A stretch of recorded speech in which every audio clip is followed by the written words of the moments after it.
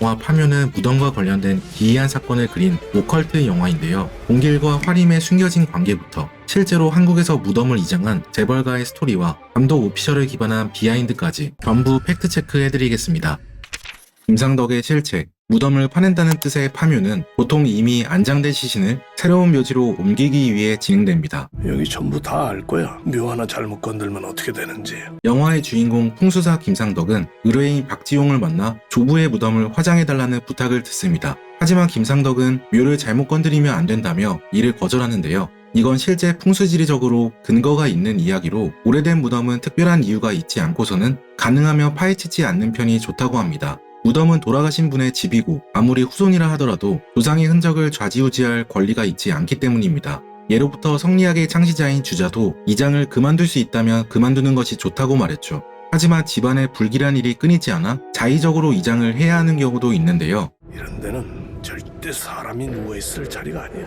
실제로 파묘의 장재영 감독은 영화를 준비하면서 파묘와 관련된 여러 기이한 경험을 했다고 합니다. 그중 가장 인상 깊었던 것은 상주가 뇌졸증이와 조상의 무덤을 파보았더니 관 안에 물이 가득 차 있었던 것이라 말했죠. 참고로 풍수에서 가장 안 좋은 것이 무덤에 물이 차는 것인데요. 인간을 땅속에 매장하면 살과 피가 썩어 흙으로 돌아가는 것이 정상적이고 이상적이라고 합니다. 하지만 무덤에 물이 차면 수십 년이 지나도 시신이 흉측한 상태로 썩지 않고 그대로 남는다고 합니다. 따라서 수맥이 있는 곳에 묘를 쓰는 것은 반드시 피해야 하죠. 파묘에서 배우 유해진이 연기하는 영근은 전국 상위 1%들에게 풍수지리는 종교이자 신앙이라 이야기하는데요. 실제로 대한민국 1%의 사람들은 풍수지리와 묘자리의 신화를 굳게 믿는다고 합니다. 대표적인 예시가 삼성 가문이죠. 삼성 이병철 회장의 할아버지는 풍수지리의 조예 깊은 스님에게 자신의 아버지 무덤을 부탁해 특별한 명당을 찾아냈다고 합니다. 스님은 금두꺼비가 엎드린 형상의 명당에 자리하면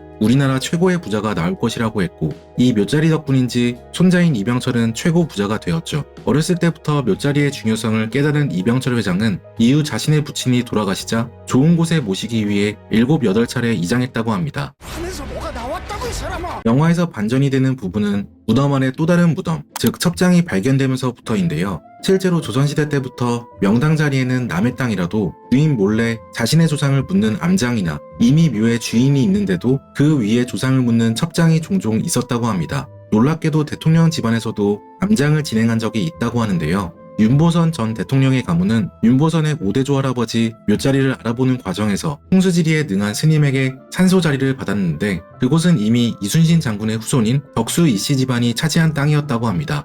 윤씨 집안은 고민하다가 할아버지를 몰래 묻었다고 하죠. 전두환 전 대통령의 할아버지도 좋은 곳에 묻히기 위해 전씨 문중의 다른파 후손의 산에 암장했다는 이야기가 있는데요.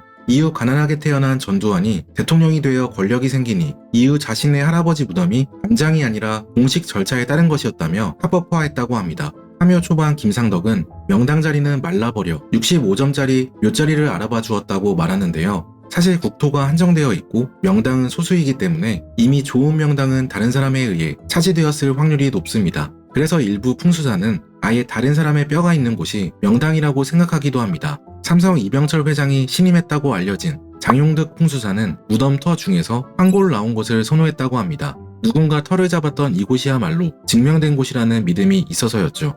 지형과 풍수지리는 예전부터 동양에서 중시되어 왔습니다. 중국의 전략가 손자도 저서 손자병법에서 지형의 중요성을 강조하는데요. 손자는 고정된 지형 자체가 아니라 지형이 달라지는 맥락을 살펴야 한다고 주장합니다. 지형과 상황이 달라지면 태도와 행동도 달라져야 한다고 말했는데 실제 풍수지리에서의 명당도 고정된 것이 아니라고 하죠.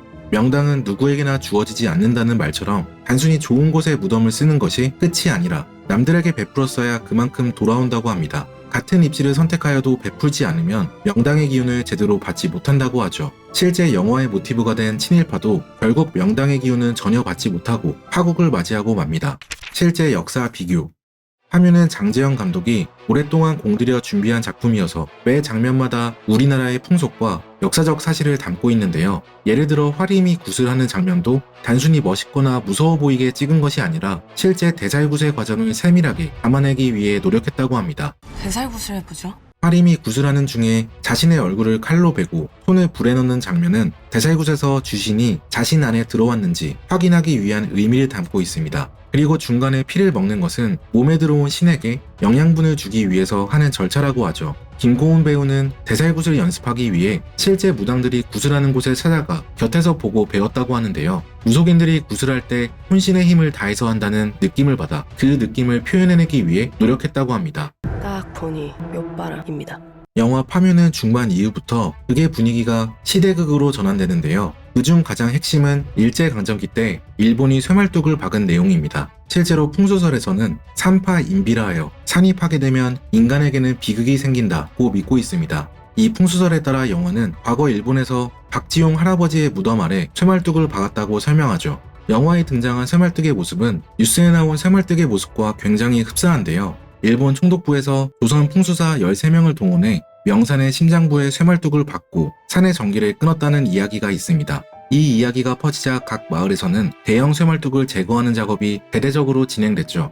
하지만 조선일보 기자였던 김용산 전 기자는 일본의 쇠말뚝은 사실이 아니다, 모두 거짓말이다 라고 못 박았습니다. 그리고 진실은 쇠말뚝이 박힌 지점과 측량을 위한 지점이 상당 부분 일치하는 곳에서 찾아야 한다고 말했죠. 즉 일본이 혀를 자르기 위해 쇠말뚝을 박은 것이 아니라 토지 측량을 목적으로 박은 표식에 불과하다는 주장입니다. 이에 대해 오마이뉴스에서는 문제의 본질은 미신이냐 토지 측량이냐가 아니라 한국 농민들이 쇠말뚝을 뽑은 저항운동이라고 주장했습니다. 일제에 더 강력히 저항하기 위해 오히려 일본이 민족 정기를 말살하기 위해 쇠말뚝을 박고 있다는 소문을 퍼뜨리며 민족 단결을 촉진했다는 것이죠. 영화에서도 이 부분을 지적하는데요. 파묘에서 상덕은 묘자리가 바로 범의 척추에 해당하는 자리라며 모든 것을 정확히 노리고 계획한 것 같다고 합니다. 하지만 영근은 그의 말에 반대하며 99%는 다 측량할 때 썼던 거라니까? 라고 반문하죠. 하지만 상덕은 그럼 1%는 이라 소리치며 대부분의 말뚝은 측량을 위한 것이지만 소수의 말뚝은 조선의 전기를 끊기 위해서 라고 추측합니다.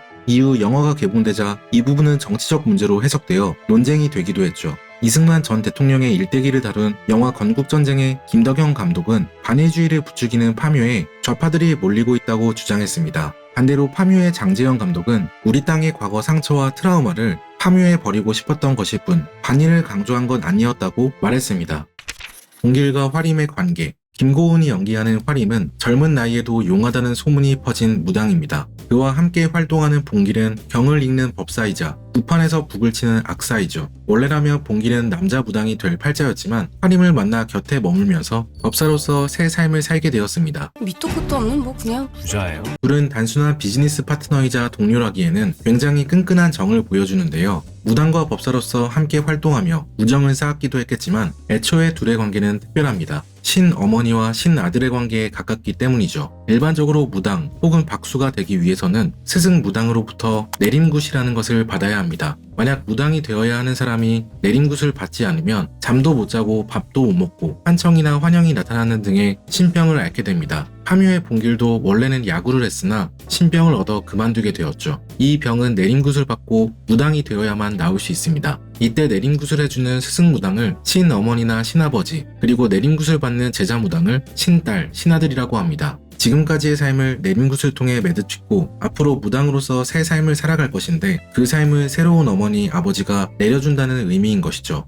봉길이 화림을 찾아간 것은 화림을 스승으로 모시고 박수가 되기 위함이었기 때문에 화림은 신어머니, 봉길은 신아들이라 할 수 있습니다. 물론 요즘에는 신부모와 신자식이 돈만을 위해 이용되는 경우가 많다고 합니다. 스승 무당이 가짜로 내림굿을 해주고 많은 비용을 요구하는 것이죠. 하지만 진정한 신부모라면 처음 무당이 되는 사람들이 무당으로서 서툰 걸음마를 뗄 때 옆에서 도움을 주는 존재라고 합니다. 봉길이 박수가 되지 않았기 때문에 결국 신부모 신자식으로 이어지지 않았지만 처음부터 특별한 관계로 이어졌고 이후에도 함께 활동하면서 우정을 쌓았기에 서로를 위해 목숨까지 바칠 수 있었던 것 같습니다. 참고로 직업적으로만 보면 화림이 맡은 무당보다 봉길이 맡은 법사가 더 희소한데요. 독경이나 주문을 읊어 굿의 효염을 높이는 법사는 무당보다 더 배울 것이 많다고 합니다. 무경의 암송이나 운율을 맞추는 법, 의뢰용구 만드는 법 등 다양한 분야를 암기해야 하기 때문에 그만큼 더 어려워 이 길을 가는 사람이 적다고 하죠. 파묘에서 화림이 봉길을 띄워주며 잘생겨서 무당 언니들이 서로 데려가려고 한다 말하는 장면이 있는데요. 미남이기도 하지만 희귀한 법사이기에 더욱 굿판에서 인기가 많은 것 같습니다. 참고로 봉길은 실제 무속인을 모티브 삼아 창작된 인물이라고 하는데요. 파묘의 장재현 감독은 전작 사바와 촬영 중에 남성 무속인을 한 명 만나게 되었는데 그는 대학생 때까지 야구 선수를 하다가 우병을 앓게 되었다고 합니다. 특별한 사연을 가진 무속인이 마음에 남아 이후 봉길의 캐릭터를 창작하는데 참고했다고 하죠. 실제 이 남성 무속인은 매우 잘생겼고 온몸에 글로 문신이 새겨져 있었다고 합니다. 그 모습을 그대로 봉길이 이어받게 되었죠. 비하인드. 영화 파묘는 주의 깊게 본 사람들만 찾을 수 있는 이스터에그가 많은데요. 이화림의 차번호는 19무0301로 1919년 3.1운동을 암시합니다. 영근의 운구 리무진의 차 끝번호는 1945로 광복을 맞은 해를 뜻하고 봉길의 성은 윤으로 윤봉길 의사와 같은 이름으로 설정했죠. 화림의 뒤에는 항상 그녀를 지켜주는 할매신이 자리하고 있는데요.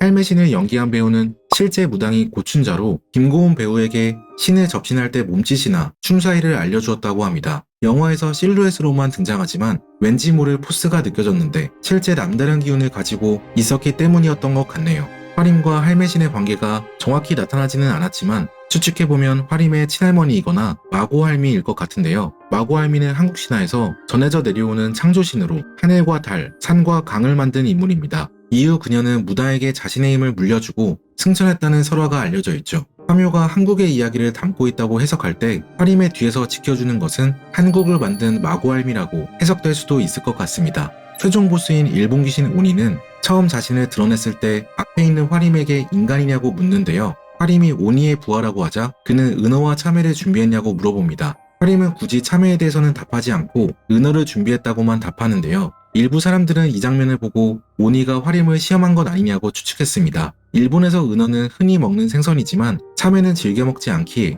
참외와 은어를 준비했냐고 물어보며 진짜 일본인이 맞는지 자신의 부하인지를 돌려서 물은 질문이라는 것이죠. 다행히 화림은 똑똑하게 은어만 준비했다고 대답합니다. 영화의 후반부에서 오니를 유인할 때 참외는 준비하지 않고 은어만 준비한 것을 보면 설득력 있는 설명 같네요. 영화 파묘는 민속신앙을 다루지만 정작 장재현 감독 본인은 교회 집사라고 합니다. 기독교적 믿음과 거리가 있는데도 오컬트 영화를 만드는 이유는 눈에 보이지 않는 것들이 사라지는 것이 아쉬워서 라 밝혔는데요. 종교는 교회의 십자가에 있는 것이 아니라 새벽 기도를 하는 엄마의 마음에 있는데 과학적으로만 판단하고 무게감을 가볍게 여기는 것이 안타까워 이런 장르에 몰두하게 되었다고 말했죠. 파묘에서 의뢰인 박지용의 할아버지 박근현은 친일파 박용유로 추측되는데요. 일본에서 후작자기를 받았고 박씨 성을 가졌으며 이후 후손들에 의해 무덤이 이장되기 때문이죠. 박용유는 영해옹주와 결혼하여 왕의 사위가 된 인물로 결혼한 지 3개월 만에 아내를 잃습니다. 이후 수신사로 일본을 방문해 개화사상에 심취하였고 점차 친일파의 길을 걸었죠. 1910년 한일합병 이후 조선 총독부가 회유를 위해 하사한 후작자기와 은사금을 받았고 여러 친일단체에 후원했다고 알려져 있습니다. 중요한 것은 그의 무덤인데요. 박용유는 살아있을 때 자신의 후손들을 생각해 풍수가를 동원하여 전국에서 가장 뛰어난 무덤 자리를 찾았습니다. 그렇게 하여 앞이 확 트이고 바다가 내려다 보이는 다대포 산비탈 자리를 추천받았고 그곳에 묻히게 됩니다. 하지만 명당이 진정으로 의미 있으려면 많이 베풀어야 하는데요. 이와 반대되는 행보를 살았던 박용유의 삶 때문인지 그의 후손들은 명당의 덕을 누리지 못했다고 합니다. 오히려 손자가 재산을 탕진하였고 자신의 무덤까지 팔아 넘겨졌죠. 이후 묻힐 땅이 없던 그는 모란공원 묘지로 이장되었다고 합니다. 영화 파묘는 다양한 이야기를 담고 있지만 그중 가장 큰 주제는 죽음에 대한 것인데요. 그 어떠한 권세가나 부자들도 결국 죽으면 땅에 묻혀 흙으로 돌아간다는 주제를 담고 있죠. 창덕도 영화에서 언제나 죽음 가까이서 살아왔기에 두렵지는 않다. 이제 내 차례가 되었을 뿐이다 라고 말합니다. 책 50에 있는 손자병법에 따르면 옛날 로마에서 승리를 거둔 개선 장군이 행진을 할 때에는 노예가 옆에서 메멘토 모리 라 외쳤다 합니다. 라틴어로 죽음을 기억하라는 뜻인데 전쟁에서 승리했다고 너무 우쭐대지 말라. 오늘은 개선 장군이지만 너도 언젠가는 죽는다. 그러니 겸손하게 행동하라는 의미를 담고 있다고 하죠. 인생에서는 오늘 이겼다고 해도 당장 내일 죽을 수도 있다는 걸 명심해야 하고 방심하여 큰 실수에 빠지지 않도록 조심해야 한다는 말입니다. 책 50에 있는 손자병법은 상칼로 싸우는 전쟁 없는 시대에도 전략서가 활용되는 법을 제안하는데요. 손자병법의 통찰과 지혜를 현대의 언어로 풀어놓은 책으로 현실적인 생존 전략이 궁금하다면 꼭 한번 읽어보시기를 추천드립니다. 지금까지 책트폭행이었습니다. 오늘 함께 읽은 책 50에 읽는 손자병법, 저자 최송목.